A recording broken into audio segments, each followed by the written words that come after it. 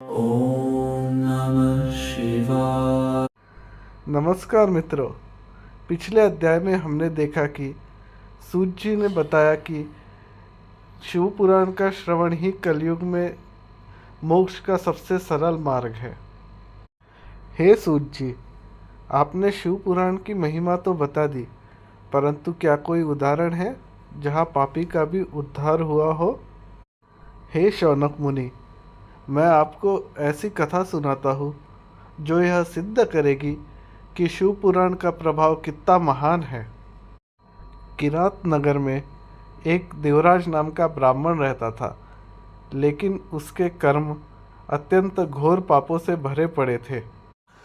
देवराज ने लोगों को धोखा दिया, उन्हें मारकर उनका धन हड़प लिया। धर्म के सभी कार्यों से वह दूर हो गया था।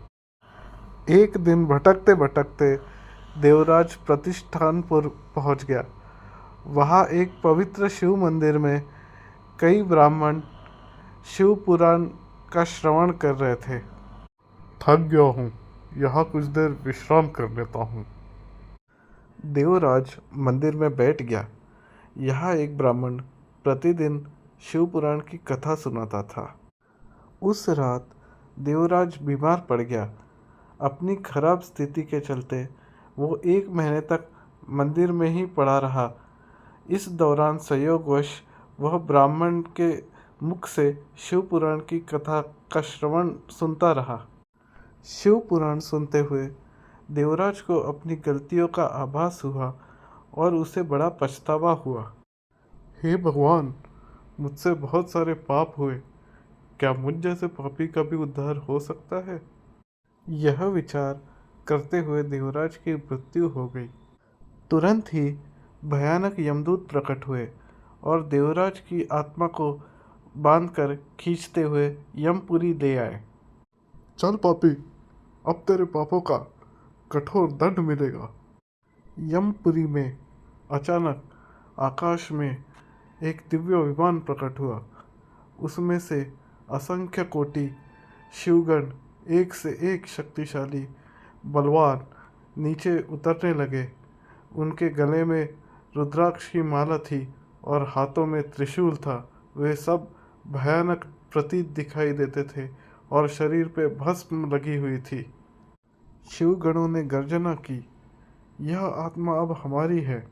इसने शिव पुराण का श्रवण किया है। परंतु जब यमदूत नहीं माने, तब उन्होंने यमदूतों पर हमला बोल दिया। यमदूत शिवगणों की शक्ति के सामने क्षण मात्र भी नहीं टिक सके।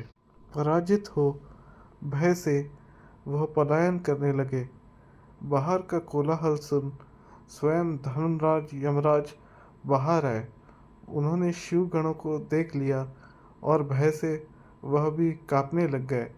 तत्पश्चात उन्होंने आदरपूर्वक शिवगणों को नमन किया और देवराज की आत्मा को ले जाने की अनुमति दे दी।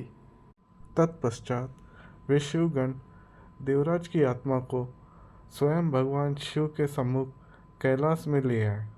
यहाँ शिव पुराण के श्रवण की महिमा के कारण पाप मुक्त हो चुके देवराज की आत्मा को भगवान शिव ने स्वयं मोक्ष प्रदान किया। परंतु हे शौनक मुनि, यह कथा यही समाप्त नहीं होती है। समुद्र के पास स्थित वाक्काल नगर में एक पापी स्त्री रहती थी, चंचुला। हे सूत जी, क्या उस स्त्री का भी उद्धार हुआ? हे शौनक मुनि, अगले अध्याय में मैं आपको चंचुला की कथा सुनाऊंगा, जिससे आप समझ सकेंगे कि भक्ति की शक्ति कितनी महान होती है। अगर आपको हमारी वीडियो पसंद आई हो तो लाइक, शेयर, सब्सक्राइब कर दीजिए और कमेंट दे दीजिए। धन्यवाद।